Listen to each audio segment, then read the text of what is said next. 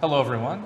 It is Thursday, April 30th, 2 days before the election. 2 days. And I am graced to have the presence of Zhanae Jackson, candidate for Irving mayor. I know when we gave our mayoral update last week, you were one of the few candidates that we hadn't had a chance to talk to, but thankfully, we were able to make the connection and you agreed to come on the show with us, and so we're just delighted to have you. Absolutely. Thank you for this opportunity. Absolutely. Great. So let's talk a little bit about you.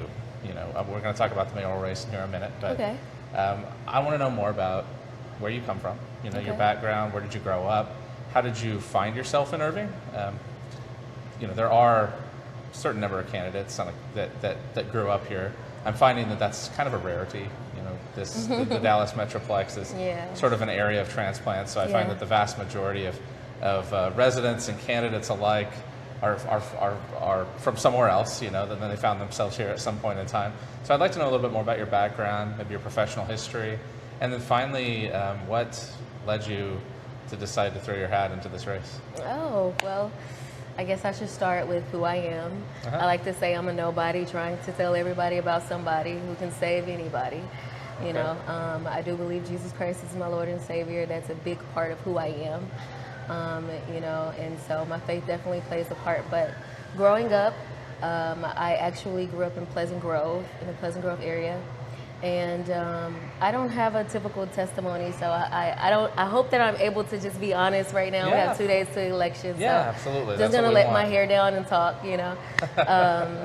So I grew up in Pleasant Grove. My grandmother, for the most part, took care of me. She was a maid, and she would clean in the North Dallas area. So we would go from her small little one-bedroom home, and then we would go to the mansions, and she would be cleaning, and it was quite an experience for me. But at the time, when I was a child, my father, he was imprisoned, maybe like on my second day or my third day after I was born. Oh, wow. And so he was sentenced to 20 years to life. And then shortly after that, my mother was imprisoned. So, my testimony is a little radical.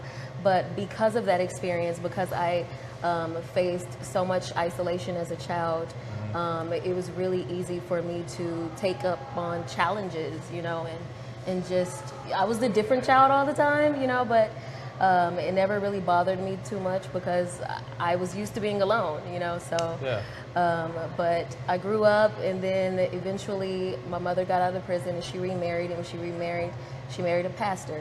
And we had a church for quite some time. So I was a pastor's kid for a while, and I grew participation in our church by recruiting friends from my school. I was popular at school, but I would just tell them, hey, let's go to church, And so I believe that started, it gave me a glance at leadership. It started in the church. And eventually, my mom saw something in me, and I took the stage and I began to pray for people. And I started praying on the radio at KGGR. At the age of 14 years old, and thousands of people would call, and the lines would just ring and blow up, and so many people would tell me their personal issues as a child.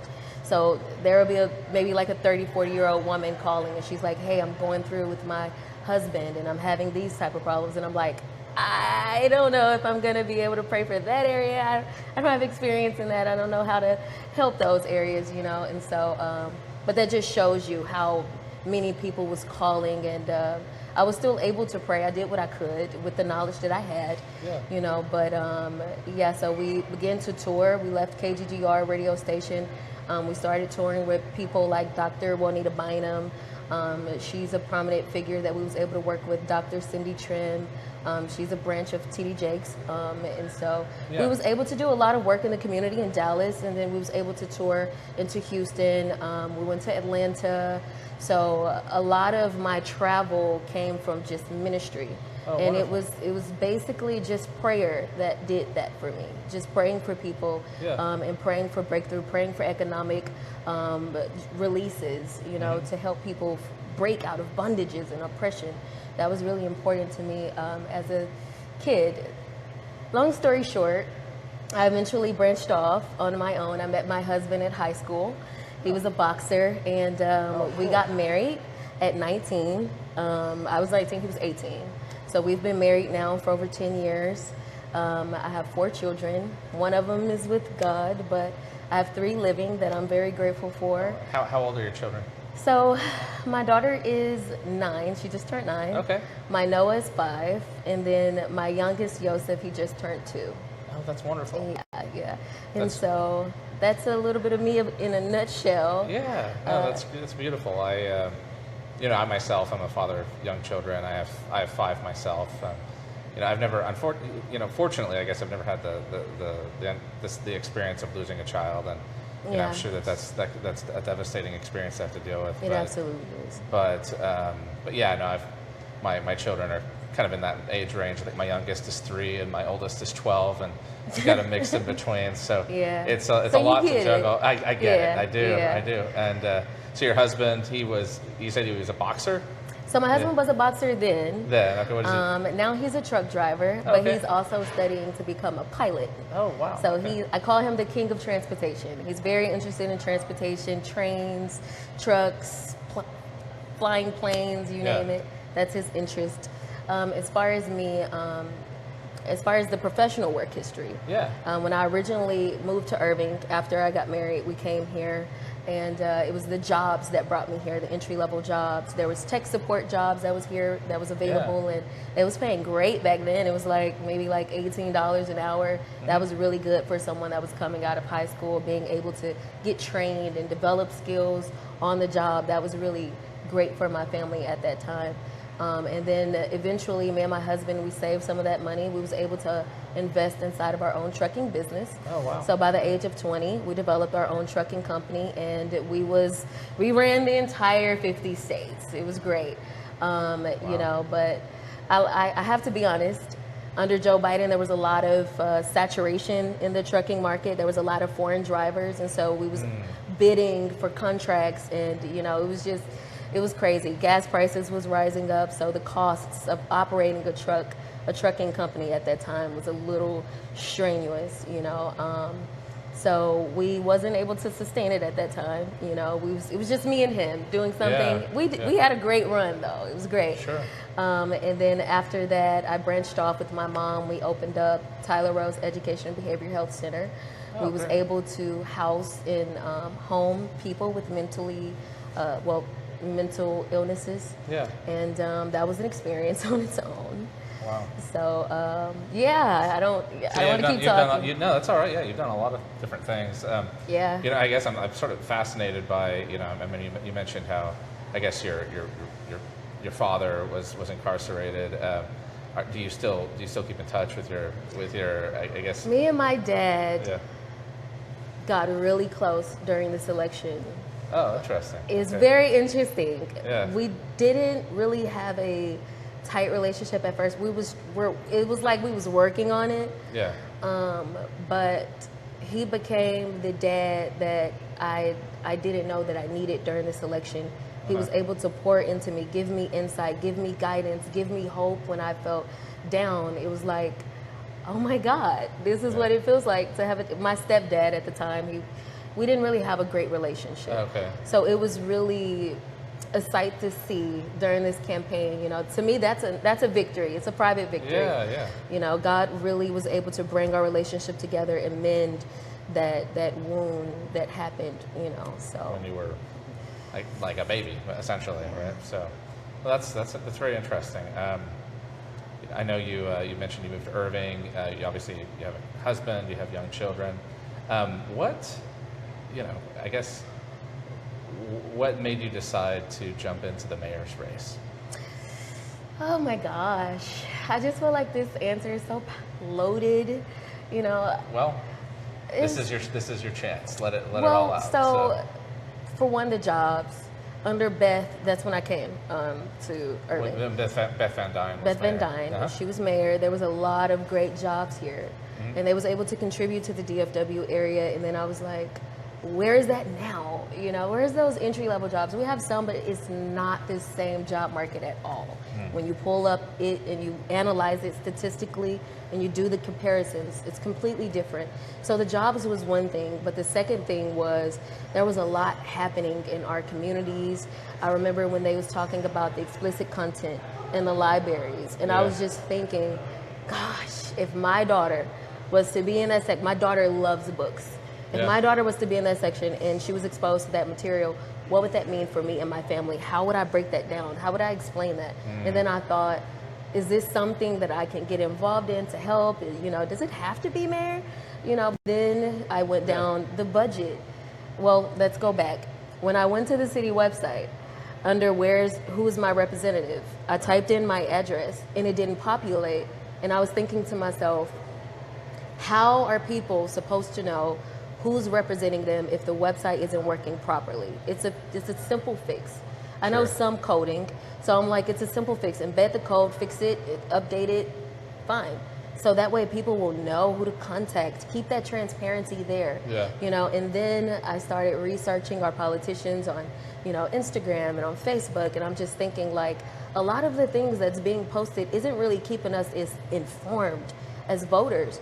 I would want someone that will keep me informed, let me know what's going on, not just invite me to City Hall because I may not have the availability, but keep me informed on social media. Tell me what we're voting about, you know, and I didn't see that. And I was like, well, maybe, you know, nothing against anyone, but I felt like, well, maybe it's because they're in an older generation, so they're not really integrating with social media or connecting with the youthful residents, you know, here. And then the water shutoffs was a big issue for me. I was thinking to myself, why is the water being shut off? And then the data centers, I'm like, if we're dealing with water being shut off now, we have data centers here. What is our future? What is that going to look like for me and for my children? I'm a renter right now. So I'm thinking even the housing affordability, I'm like, I want to live here. Me and my husband came here. We walked around that Las Colinas Lake at night, was able to see those glistening lights. It was beautiful. That's what we fell in love with, you know, but we can't afford to be on this side anymore. So, you know, but long story short, with all of those issues in my face, I decided, let me go to the city website, let me see the budget, let me see maybe some of the solutions that I'm missing.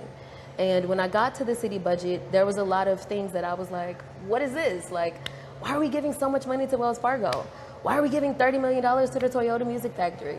Those are things that can actually, if we answer those questions, maybe we can allocate that money a little bit more better to help the people that we see that's homeless in the streets. Why are we walking past them? Why are we painting murals on the side of buildings? Don't get me wrong, it's beautiful. Nothing against the artists, but we're building murals instead of constructing an actual homeless shelter. And I've heard so many unsustainable solutions in regards to that. Let's just get them a bus ticket and send them back to Dallas, because that's definitely the answer. No, they're gonna come back. They're still here. And what about the people who maybe take the bus pass, but they're embedded in Irving and they don't want to leave Irving, but they're homeless and they need mental health care and they need drug abuse counseling? What about all of those programs? And we have those, you know, but if these homeless people don't have identification, they're not able to access these things. And Irving doesn't have a program to where these homeless people can get proper identification so that they can get help. You know, so they're just outside. And anyway, long story short, with all of that compacted in my brain, I'm like, let's do it. Let's throw my card out there. You're throwing your hat in the ring. You're going to give it a shot. My hat in the ring, absolutely. All right, yeah. It is interesting kind of listening to some of your viewpoints. You know, obviously, you know, Philip and I were associated with Families for Irving, and we obviously, if you've heard of us, I heard about you after I entered the race. Yeah. Well, and that's sometimes that's part of part of the getting involved in these city council races. It's a great experience. I honestly, I really see no downside, right, to putting yourself out there, because there's just so much to learn, and I think it's the fastest crash course to getting to understand, Irving politics, I suppose. You know, I mean, I don't know if everybody would necessarily recommend jumping in, but you know, from personal experience, I think it has its value, right? I do. You can really learn a lot. You can learn who the players are. You can learn where the, I guess you could say where the coalitions are. Maybe that's the best way of putting it. Alliances, absolutely. Yeah, I was able to figure out some of that. Because as I listen to you, you know, you definitely have kind of like if you just sort of like were to parse out like the different coalitions throughout Irving, you don't really fit like neatly into any of those coalitions. You know, like the library issue. Obviously, that's a you know, it's issue on its own. Yeah, absolutely. And there's a lot of folks. The folks that generally would hold your position on the library issue probably wouldn't hold the same position that you have on the homeless issue. Right. And so it is difficult to kind of pigeonhole where you fall in to these. That's why I said, someone said, "Are you Republican or are you Democrat?" I'm like, I'm literally the most bipartisan person you can meet. And that's not intentional. That's just the way my brain is set up, you know, because I know that a lot of Republicans don't really, you know, side with the homeless situation. They're like, oh, let's just get them jobs. They had the same opportunity. I get that. But when I look at homeless people, I look at it from a biblical perspective, because that's just who I am. And I think of the Pharisees and the Sadducees, and when they walked past that guy that was in need of help, and Jesus condemned them. He's like, hey, you can't do this. You know, so it's hard for me to even walk past someone in need and not see it. That matters to me, you know. But also what matters is job stability, economic growth. All of those things still matter, you know. Everyone is Irving. This is how I feel. We're all Irving. It doesn't matter if we're rich or poor. It doesn't matter if we're white or black. It doesn't matter if we're in South Irving or North Irving. It doesn't matter. We're all here. And, you know, this is a great economy. We have lots of money to be able to actually help people in need and give them the opportunity that they need to get ahead in their lives, especially my generation, because we need it. We don't have that opportunity to get ahead right now, especially with the economy doing what it's doing. Jobs, like you said earlier, AI is getting involved. A lot of people are going to college and getting degrees, and they're not even sure if they're going to be able to utilize those degrees in the future, you know. So there's so much uncertainty with my generation, and the housing prices is just through the roof. It's like, how do we get our foot in the door in Irving to make our first investment here and contribute to the overall tax base? How would we do that? Yeah, great question. You know, maybe I should ask. So, you know, obviously, housing is expensive, right? I know from firsthand experience. You know, I guess I count myself as one of the fortunate ones who got into the housing market early in my life. You know, when I was in my mid-20s, you know, I'm from Tulsa, so I was able to buy a house kind of right after the housing market crash. You know, at that time, because that's when I guess you could say came of age, where I was at an age where I could buy a house. So I was able to get in, and then, you know, sold it, bought a slightly bigger house, you know, here in Irving, and then you know, then as my family grew, I sold that, and then I bought the house that I'm currently in. At the time, it was a blessing. At the time, I thought it was outrageously expensive, but now the house is probably, oh my God. Yeah, it's I wouldn't say it's worth twice as much now as it was when I bought it, but it's not terribly far off. You know, it's probably gone up like maybe 30 or 40%, you know, in value just in the last, you know, 7 or 8 years. And so I don't know, what do you have any solutions in mind to helping the housing market, giving younger people like yourself access to starter homes? Townhomes, duplexes, you know, we have so many older apartments here, I mean, that really have issues, you know, mold and infestation, and these apartments are not abiding by code regulations. And there's been a couple of times where I had to threaten, like, hey, I'm going to call code enforcement if we don't do something about this, you know. But maybe tearing down those apartments and rebuilding something beautiful on that land, townhomes, duplexes, whatever, that cuts the price in half, and it gives us a foot in the door, you know, to at least have something, especially for my kids. Think about the younger generation that have children that's 8 or 9 years old, and they just want to give their child something that's sustainable, Yeah. you know, and making that initial investment in home ownership with a townhome or, you know, a duplex, like I stated, that would be great. Now, some people may feel like duplexes may bring down the overall neighborhood value, you know, so that would have to be a neighborhood decision. That's not something that I would have to, you know, well, I would do on my own. Sure. But bringing in the voices of everyone and making sure that the development that I'm even suggesting can actually help that local area, that would be something that's great. Absolutely. I would be willing to do that. Yeah, I think, you know, I guess you might be aware of this, but in the city of Irving, approximately 2/3 of the housing units are rented, right? Yeah. And that it should be the other way around. Like, you know, the average nationwide is 2/3 are owner occupied. So increasing owner occupancy, I think, is absolutely should It'd be a help our top tax priority. base. It That's would what I'm thinking. probably, and I think also just you have people that are invested in the community itself, right? Yeah. A lot of folks that that are living in apartments, they're here. They're here for the moment, right? Yeah. But they're not necessarily going to be here 5-10 years from now. So why worry too much about the direction of the city, right? You can vote in municipal elections, you can participate, and I think that's great. But it's not necessarily your permanent home. But once you buy a house and you lay down roots, all of a sudden you have definitely an incentive to have ownership in that community. Yeah. And not to say, I mean, obviously you live in an apartment, and Yeah. you obviously are taking ownership in the community, and I think that's wonderful. So there definitely are exceptions to the rule, but I think for the most part, folks Yeah, that- like if you have a lot of memories here, you know, Yeah. like if you say this person has been staying here maybe 8 or 9 years, that person got to really experience the culture of Irving and everything that it entails. That doesn't make that person less valuable. If anything, that's a prime opportunity for the city to say, hey, this person likes Irving. They've been here for 9 years. Let's get this person to get a home, to actually Yeah. contribute to our city. That is a solution. And a lot of people talk about lowering taxes here, you know, but for me, when I mentioned it, that was one of my ideas was we need more homeowners. If we're ever going to tackle lowering property taxes, we have to have homeowners here, you know, so. Yeah, absolutely.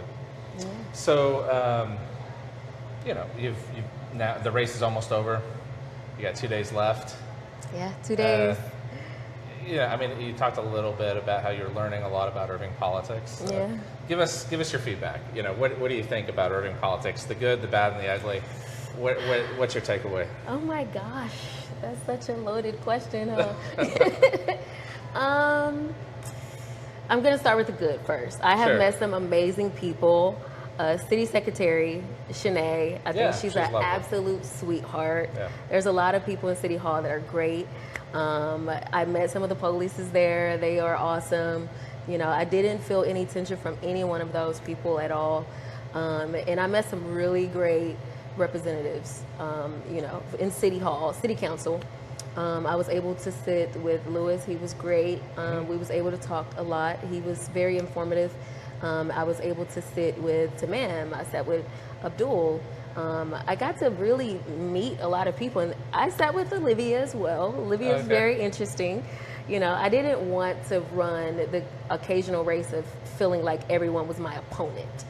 You know, so I wanted to extend friendship.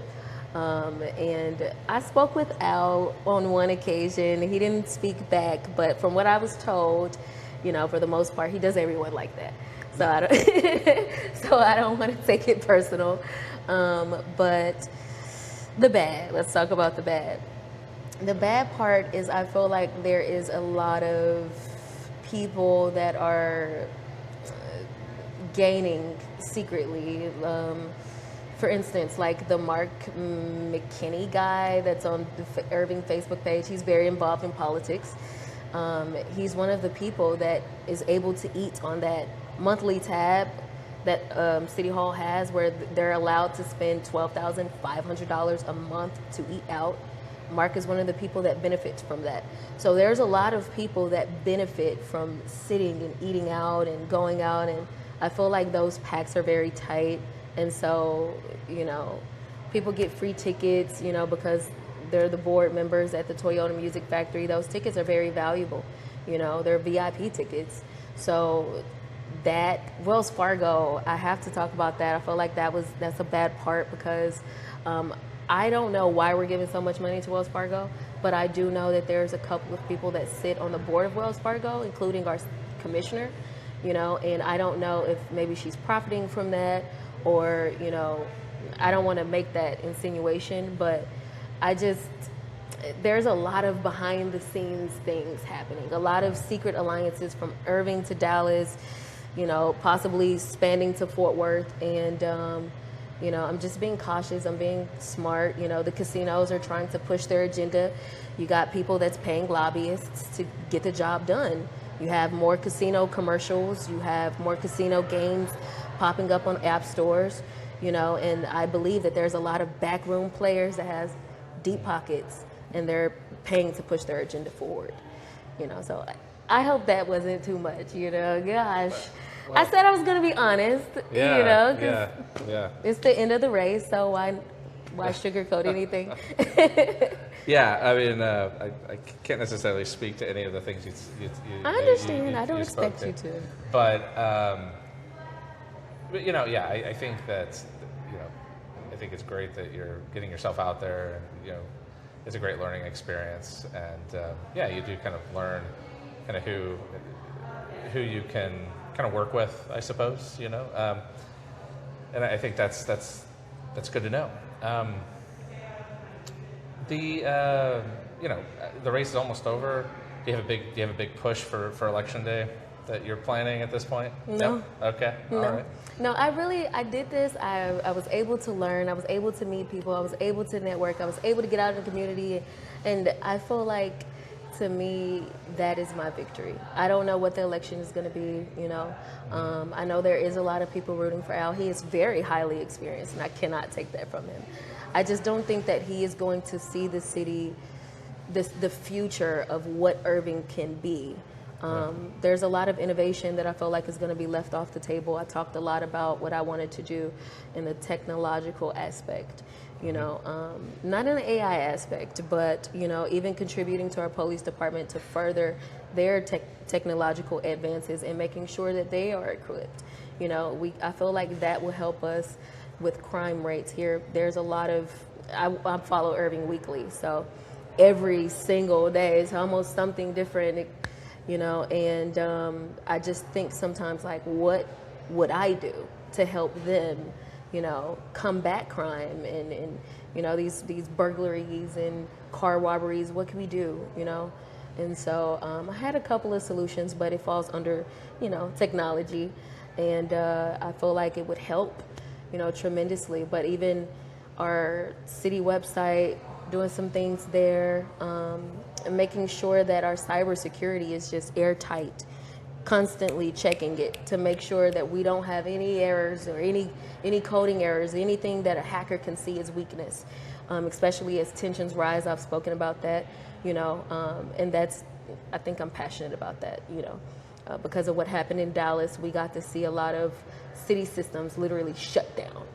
And Irving, I feel like we're a prominent figure in the DFW area. With the headquarters of headquarters, there's a lot of important things here. It's going to be important for us to make sure that we keep our cybersecurity airtight, because to me, cybersecurity is also a part of public safety.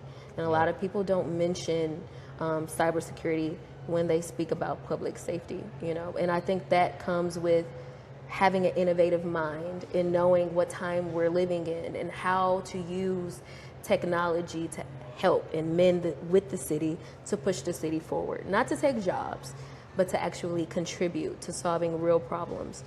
I believe that's what it's for. Yeah, I've interviewed a lot of people, and I've talked to a lot of people, and I've watched a lot of city council campaigns. To my recollection, you're the first person to really talk about cybersecurity and the importance of it. So that's a good point. You know, like I said, the race is almost over.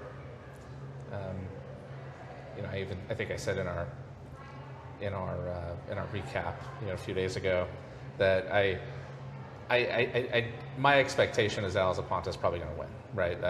That's just my expectation, and it's not to take away any of your efforts or he's great. and it's well, and the reason I say that is just because he's just he's so entrenched in Irving politics, and he's built a massive coalition, right? And but that being said, though, that doesn't necessarily mean that, and who knows? I mean, like, strange things happen all the time, unexpected things happen all the time. So there's no question that there could be some surprises that take place. You just don't know. But obviously this doesn't sound like the end for you. So what's next on your agenda? Oh my gosh, I don't know right now. So, someone told me, what are you going to do if you lose? I thought about running for board, but I'm not sure because that would have to be approved by city council. Mm-hmm. I made some friends, but I made some enemies too. So I don't know how that's going to go. I wouldn't sell yourself short. I think so. I think it's worth putting yourself out there, just because you just never know. And I think that part of the board selection process, at least in my experience, is to encourage people citizens, conscientious citizens that are paying attention, to get involved in watching out for the welfare of their city. So I would encourage you to do that. I think that would be a good move. Now, again, you're right. It is ultimately up to city council to make that approval, but I certainly would put yourself out there. But you know what I would love to do? I would love to get more youth involved in city politics. Yeah. So, excuse me, I believe maybe my next move from here would just be to get involved with the youth, stay involved. My mom, she throws a lot of events and conferences and things like that. I would love to see that come to Irving, and maybe a youth revival, a youth conference or something, just to get people out, and then we have a civic engagement session where we're able to talk about the importance of voting, not just on a presidential level, but on a city level too. So I would love to do that, to bring more youth, get them involved, and have more harsh conversations like, hey, what do you think about the books? How do you feel about the casinos? Because this is our city. There's so many youth here, and I feel like they want to be here. Irving is a great place I don't want to mention any other cities, but Irving is a great place. No, I would agree with you. I think it's very special. Yeah, it's special. It's one of those places that it's. One of my friends was saying it's a microcosm of the country. Yeah. You have just about everybody, every group, national group represented, or ethnic group and religious group represented here. And we all have to sort of find a way to get along with each other, and that's very unique. Beautiful. Most other communities, maybe not necessarily. I wouldn't necessarily call them homogenous, but it's more typical to have homogenous communities, whereas Irving is extremely diverse. Extremely diverse, yeah. Extremely. For a city of its size, especially. So. Yeah. I think that's great. Wanting to get the youth involved. It is a challenge, just because, especially in municipal politics. Even really, even up until a few years ago, I was kind of, and I'd lived here for several years, and I was oblivious to what was really going on. Yeah, and, I was too. And to get involved, it's fascinating. And it has so much more impact on your life. Then we all spend a lot of time focusing on the national scene or maybe on the state scene, but the municipal elections, the municipal politics, municipal policies have so much more impact on your day-to-day life than those other down to the roads and the streets. Yeah, the water, the electricity, I know that's public utilities, but your taxes, police department, parks and recreation. Just massive impact. You'd mentioned before, that you have obviously a history in ministry. You mentioned your time on the radio, which makes sense because you're very eloquent. You're very easy to talk to. Thank you. This has probably been one of the more interesting interviews that we've conducted, at least in my perspective. So I mean, do you think that you'll get involved in that at some point again? Well, I go, I don't know. My godmother is Erica Campbell. She's one half of Mary Mary. She's a Grammy Award winner. And she has a radio show, Get Up Mornings. Oh, okay. And so, you know, I thought about going on there a couple of times, you know, just to get back into the radio scene. I met Tom Joyner, great guy. So I don't know. We have to see what the future holds. But I know that I did things so unconventional, like, you know, should have run for city council or something like that, you know. But I also got married at 19, so I do things a little backwards. I do things a little backwards. Depending on how you look at it, you know, some could say it's a very traditional thing to do, you know, is to start life at 19. So you think so? Well, so many people was like, "Oh, what are you doing?" And I'm just like, "I'm in love," and I'm happy we did it. Again, we've been married 10 years now, and he's my best friend. During this campaign, I faced some really hard moments. A lot of harsh comments, you know, when I was speaking against the explicit content. Got a lot of backlash, and it was really hard to deal with because I've never campaigned before, you know, so I've never been opposed that hard before. And I had to go home and still be a mom and a wife to my family, and my husband, oh my gosh, he was there pouring into me, holding me. You're gonna get through this, it's okay, keep your head up, you know, God has you here. It doesn't matter, just focus, keep going. And so I'm blessed, I really am. I'm happy that I had this experience, you know. That's great. That's great. I guess I owe you guys an apology for not coming initially. This was fun. No, absolutely no. And it's, you know, obviously, you know, it's always an open invitation, and probably, you know, I hope to have you back at some point, because this has been a fascinating conversation. I'm really, I guess, fascinated by your takes on Irving politics. I have to say, you know, you posted a video. It was on your Instagram, and it was absolutely delightful. And all I wanted to do was tell people about this video that you posted, and then it was gone. So any chance we might get to see the video again? So I reposted it after I watched the interview. I did. Okay, I was like, you know what, I'm gonna post it for him. I wrote the song to myself, you know, because I'm constantly in my mind. I know that there's so many attacks happening, you know, but I took it down to actually respect the other communities that exist, because there's so many other voters, you know, and there's so many other people, and then I want to respect their religious views too, just like I want them to respect mine. Understood. Yeah, that's so I removed it, but I put it back up for you. I did. Oh man. Okay. Well, I guess I missed it the second time around. That's all right. It lives up here in my brain, so that's where I go in a stressful moments, as I go to. And it was the AI video. Absolutely. It was. But it was super fun. So, and I think that's some of the bring a little bit of joy and a little bit of fun to politics.